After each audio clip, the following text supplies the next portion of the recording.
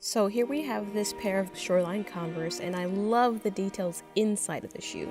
It's this wonderful garden scene with birds and all different types of flowers, and I want to bring some of those elements to the outside of the shoe. To start things off, I'm sketching everything in pencil first. It's a mechanical pencil, nothing fancy. And I'm getting a feel for how I want the flowers to lay out on top of each other while having the option to erase a little bit. But just an FYI, pencil is very hard to erase on canvas shoes, so look out for that if you plan to design your own one day. One thing I always try to keep in mind while drawing is the anatomy of the object I'm looking at. Whether it's a tree, animal, person, or flower in this case, study the different parts that make that object unique. There are hundreds of thousands of different types of flowers, but they all have the same basic parts.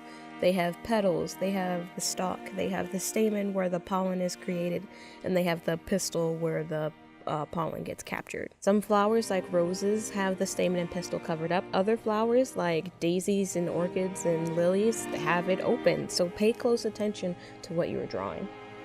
Now that everything is drawn out on the shoe, I'm going to go back over it with a micron pen and add in some pinks and blues where I feel it's necessary. I want the darker pinks and the blues to be a shadow color and not overtake the original color on the shoe because I think it's lovely. So I want to preserve that color as much as possible, but also I really need those darker pinks and blues because it matches the sole on the inside.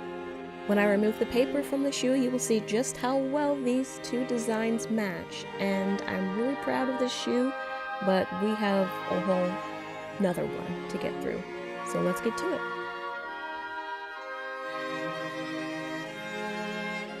First, I started to design the right shoe the same as the left one, but the rose wasn't turning out so great.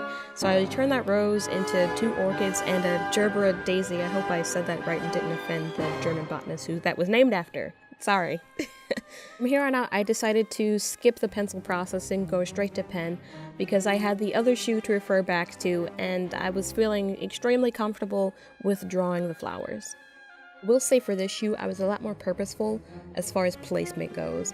I studied the other shoe and looked at some of the things I liked and disliked. I also looked at so many bouquets and saw how leaves laid on top of different types of flowers and how the shading on different petals. And I think this shoe was a bit more successful in the overall design of it. That's because as I was going, I made a plan for things to be in the foreground, the middle ground, and in the background. In the first shoe, a lot of things were an afterthought. There was a hole, so I needed to fill it with space. But I didn't think about how it would be together, how these flowers would look together. And going forward from now on, if I have a more involved design like this one, I know I should do a sketch first instead of just going straight to canvas to avoid situations like this. And as I'm finishing up this shoe, I'm constantly looking back to the other one, seeing how the shadows were laid out and what makes sense, what didn't make sense, and just improving on the overall design. Again, I should have did a sketch first. Lesson learned. Now that we are coming toward the end of this whole process, I'm going back over some outlines that need to be darker and filling in some more color where I think it needs to be a little bit more rich. And filling in some tiny flowers and tiny details where I think it needs it, just so that the length of the designs are about the same.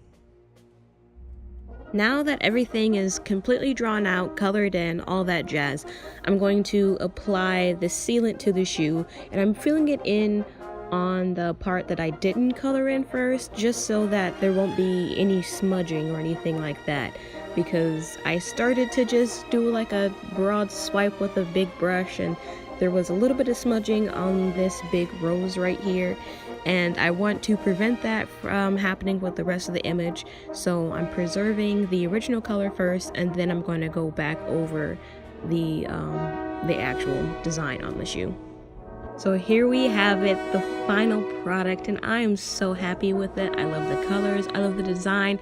I've gotten so many compliments on these shoes, and I love them to pieces, honestly, and I wish it was warmer so I could wear them all the time. There are some things I wish I had done better or thought out a little bit more, But, you know, hindsight is 20/20, and with every piece that I make, there's always something that I realize I could have done better or should have done different.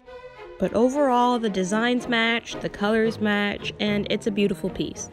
And if you really like the design and the shoes, please let me know in the comment section below, and consider subscribing and hit that notification bell so you can get a notification of when I post. That's how that works, yeah. And if you're into the longer tutorial versions of these videos, then consider becoming a patron on Patreon. For just $5 a month, you will have access to these full-length videos where I walk you through my process, and that's for shoe designs, that's for painting videos, that's for mini paintings, that's for sketches I might do, or even text portraits. And if you're interested in that kind of thing, go to patreon.com/Tina's Text Portraits and Designs. Or if you just want to check out my website, head over to tinastextportraits.com. Thank you for watching. Bye.